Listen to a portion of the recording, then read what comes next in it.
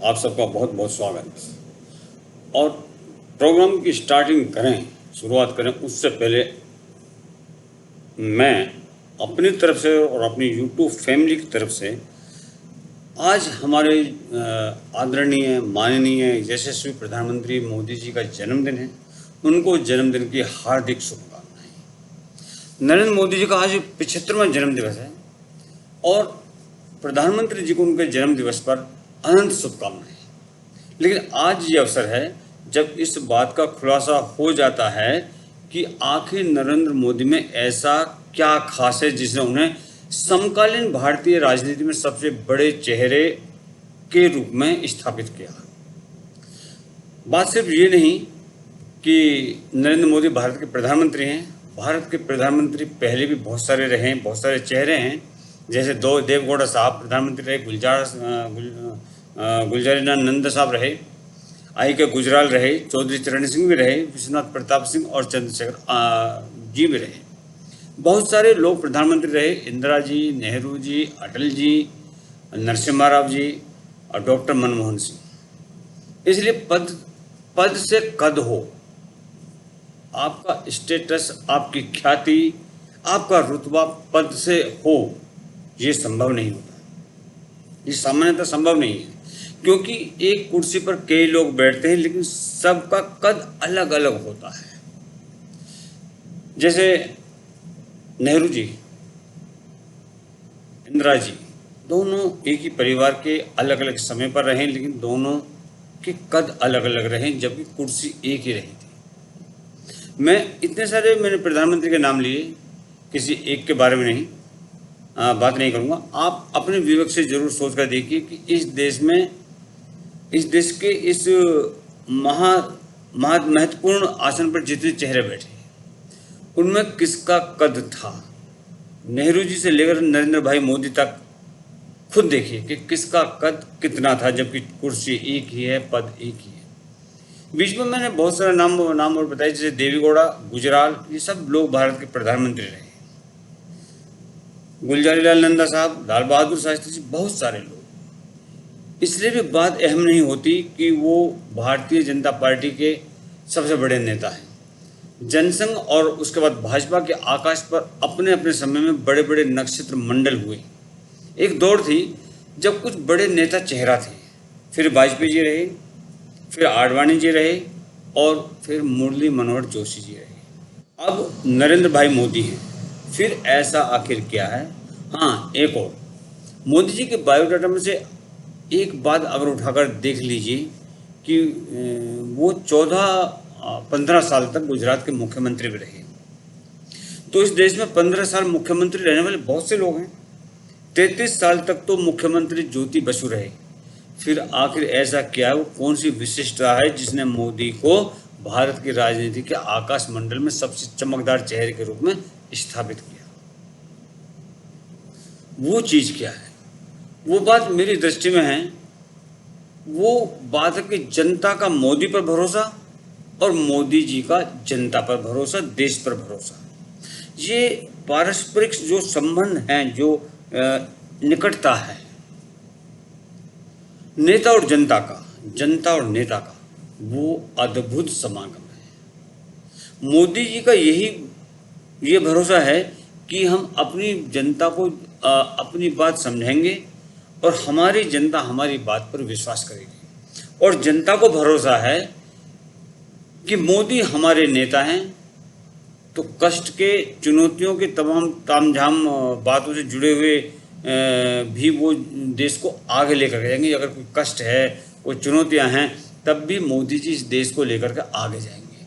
मोदी जी हमारा रक्षा कवच है, रक्षा सूत्र है, हमारे नेता हैं मोदी जी। ये मानना है, ये भरोसा है इस देश की जनता को। इस देश की जनता को ये भी भरोसा है कि चाहे विपक्ष कुछ कहे, चाहे कोई दूसरे देश का राष्ट्रपति कुछ भी कहे, लेकिन मोदी जी अपने देश के प्रति पूर्णतया जिम्मेदार और भरोसेमंद है। अभी विगत दिनों में कहा गया था कि भारत और पाकिस्तान के बीच में जो ऑपरेशन सिंदूर हुआ था, उसको रुकवाने के लिए ट्रंप ने बीच में हस्तक्षेप किया था। विपक्ष के नेताओं ने छाती पीट पीट करके रोड के ऊपर डांस किया था कि मोदी जी ने वो हस्तक्षेप स्वीकार क्यों किया। अब पाकिस्तान के डिप्टी प्राइम मिनिस्टर और जो फॉरेन मिनिस्टर हैं डार,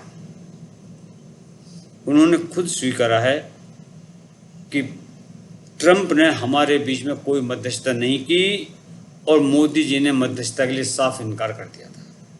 ये देखिए इस वीडियो के अंदर।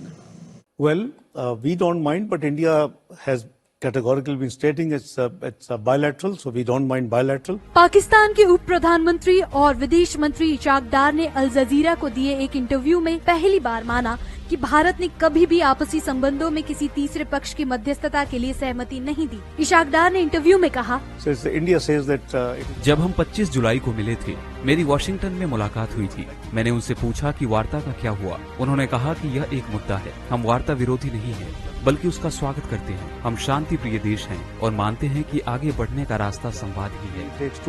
वही बीजेपी नेता अमित मालवीय ने इस बयान को शेयर करते हुए लिखा कि भारत पाकिस्तान सीज फायर में कोई तीसरे पक्ष की मध्यस्थता नहीं थी। राहुल गांधी झूठ और पाकिस्तान की गलत बातें फैलाना बंद कीजिए। दरअसल भारत पाकिस्तान के बीच 7 मई को संघर्ष हुआ था। 3 दिन बाद ट्रंप ने 10 मई को सबसे पहले दोनों देशों के बीच सीज फायर की जानकारी दी थी। ट्रंप अब तक इस सीज फायर का 30 से ज्यादा बार क्रेडिट ले चुके हैं। हालांकि भारत साफ कर चुका है कि सीज फायर आपसी बातचीत से हुआ था। इसमें किसी तीसरे पक्ष का कोई रोल नहीं है।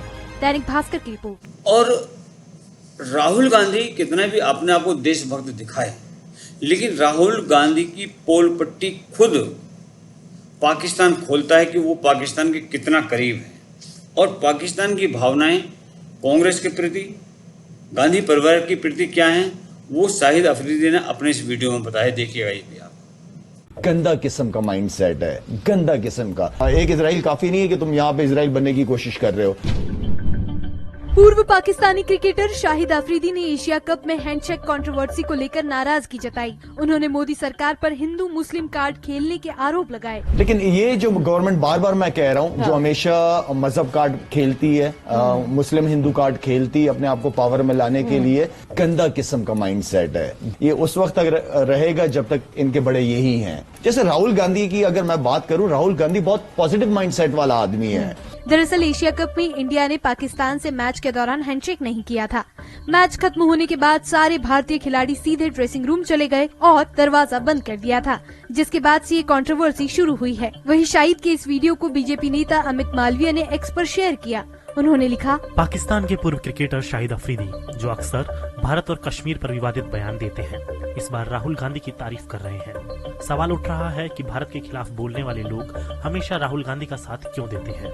हैंडशेक कंट्रोवर्सी को लेकर पाकिस्तान क्रिकेट बोर्ड ने मैच रेफरी एंडी पाइक्रॉफ्ट को हटाने की मांग की थी। हालांकि आईसीसी ने पीसीबी की इस मांग को ठुकरा दिया है, जिसके बाद से पाकिस्तान के कई पूर्व खिलाड़ियों की नाराजगी और बढ़ गई है। दैनिक भास्कर की रिपोर्ट। वो भाव क्या है जिसने मोदी को मोदी बनाया। अब आप कोरोना काल को देखिए, वो बड़े बड़े देश डूब गए, उनका जो नेतृत्व था बड़े देशों का वो घुटनों पर आ गया। लेकिन भारत को भरोसा था मोदी जी पर कि मोदी जी इस प्राणघातक बीमारी से राष्ट्र की रक्षा करेंगे, और उन्होंने करी। और वो भरोसा बिल्कुल खरा उतरा। और मोदी को ये भरोसा था कि हम अपने देश से जो भी आक्रोश करेंगे, देश हमें आक्रोश के साथ, जो ये लोग सौदा करेंगे देश के साथ में आक्रोश करने वाले, हम उनका सामना डट करके करेंगे। और उन्होंने करा। इसलिए मोदी जी ने कहा कि लॉकडाउन में सहयोग करिए, तो पूरा देश ने मोदी जी का सहयोग किया। हमें इस दौरान मोदी जी ने जितनी बातें कही, देश ने उन सारी बातों को अक्षर से पालन किया, उनको स्वीकार किया। और परिणाम हुआ, पूरे देश में टीकाकरण का कार्यक्रम चमत्कारिक ढंग से संपूर्ण हुआ और हमने कोरोना को हराया।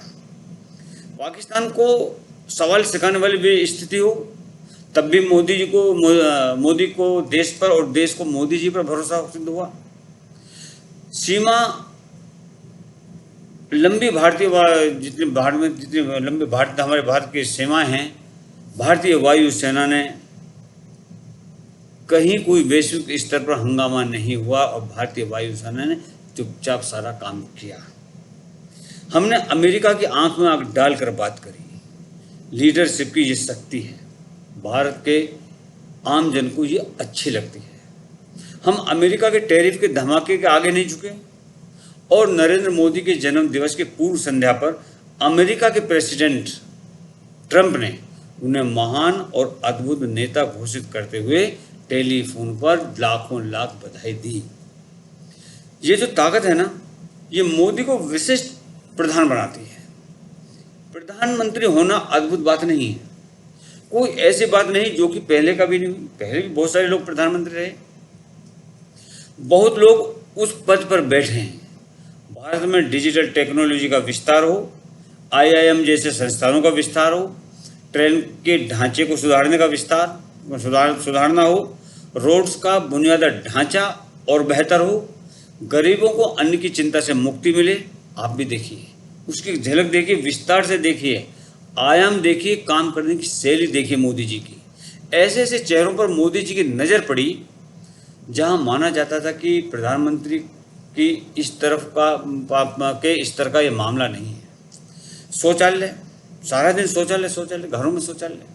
कभी किसी ने नहीं सोचा था कि भारत राष्ट्र के प्रधानमंत्री की ही चिंता होगी और ये चिंतन का विषय होगा शौचालय। और इस शौचालय को मोदी ने एक आंदोलन बना दिया। घर में माता बहनों के लिए शौचालय हो, घर में नल की टोंटी से पानी आए, हर घर में नल से पानी हो, नल से जल हो। लोगों को लगता था कि ये सब तो नगर निगम जैसे जो छोटे संस्थान हैं, ये उनका मामला है, इसका मुख्यमंत्री से भी क्या लेना देना। प्रधानमंत्री तो बहुत दूर की चीज़ है, प्रधानमंत्री तो बहुत बड़ी चीज़ है।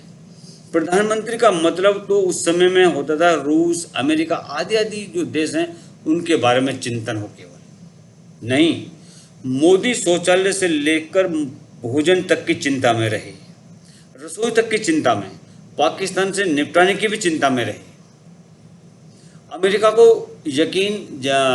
जवाब देने का हौसला भी रखा और इस बात की भी चिंता है कि शौचालय कितने बने, कितने शेष हैं देश में, रसोई में पानी आ रहा या नहीं आ रहा नल से। किसी माँ को, बहन को पानी लेने के लिए तो बाहर नहीं जाना पड़ रहा घर से, कई सौ किलोमीटर सर पर, कई सौ किलोमीटर या कई किलोमीटर सर पर गागर रख करके तो नहीं जाना पड़ रहा। ये जो जन आंदोलन जैसी चीज़ें थी जिनको सरकार ने छोड़ दिया था, उसको मोदी जी ने पूरा किया। स्वच्छता अभियान, प्रधानमंत्री झाड़ू लेकर रोड पर से कूड़ा कचरा उठा रहे हैं। लोग सोचते थे कि स्वच्छता का मतलब भारत में किसी से पूछो तो वो कहते थे कि ये नगर निगम का मामला है। जो मामले नगर निगम के माने जाते थे, जो मामले भारत के प्रधानमंत्री की चिंता परिधि में आ गए, वो मामले चिंता परिधि में आ गए, ये मोदी जी को विशिष्ट बनाता है, जिसने उन्हें अपने समकालीन राजनेताओं में सबसे बड़ा चेहरा बना दिया। आप सोचिए, तीसरी बार जब नरेंद्र मोदी चुनकर आए तो उनकी पार्टी को वो सफलता नहीं मिली जिसकी उम्मीद उनकी पार्टी को थी। लोकसभा में 240 सीट से जीतकर आए। कुछ बिगना संतोषी लोगों को लगा कि अब मोदी के काम करने की जो शैली है वो बदल जाएगी, मिजाज बदल जाएगा। 2019 से पहले वाले मोदी नहीं बचेंगे जो 2014 में थे। ये हिम्मत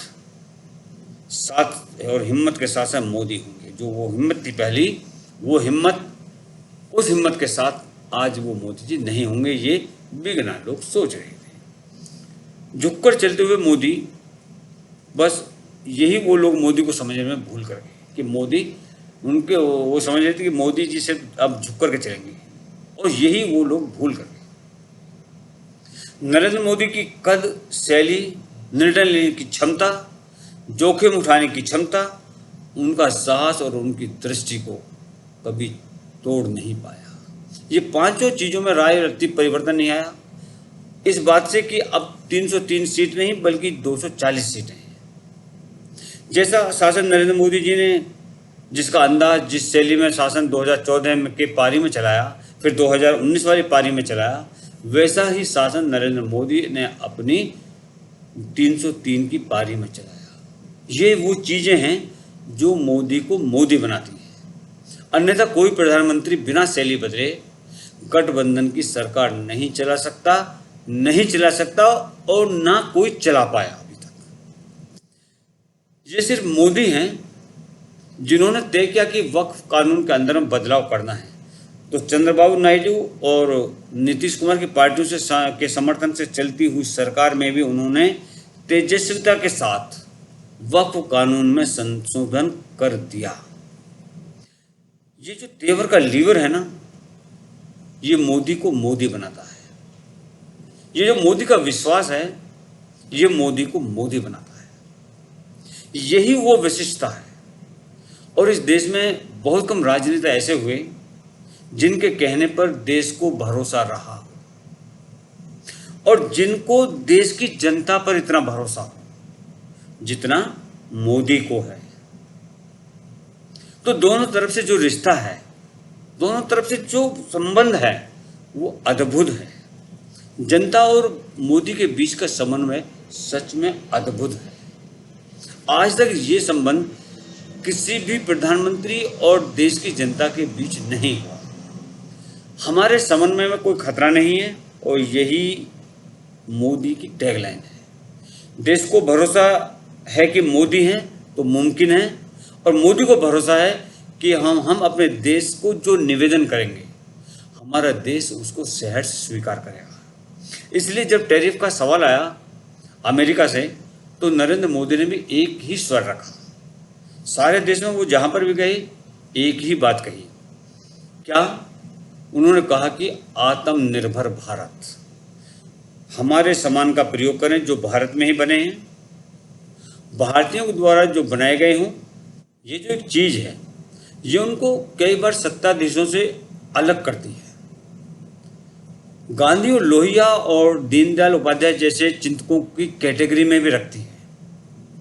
देश में सामाजिक चेतना के अभियान चल रहे हैं, इसलिए मैंने कहा चाहे सौंदर्य का मुद्दा हो, चाहे पानी का मुद्दा हो, चाहे सफाई का मुद्दा हो, चाहे सामान्य दबाव का मसला हो, ये सब ऐसी चीज़ें हैं जो सत्ता के दायरे से बाहर से ज़्यादा विस्तार रूप में हैं।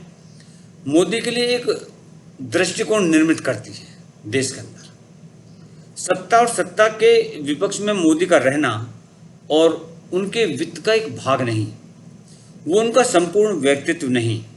संपूर्ण व्यक्तित्व अगर मैं कहूँगा तो यही कहूँगा कि देश को उनका भरोसा और उनका देश पर भरोसा, यही उनका संपूर्ण व्यक्तित्व है। धन्यवाद। जय हिंद, जय भारत।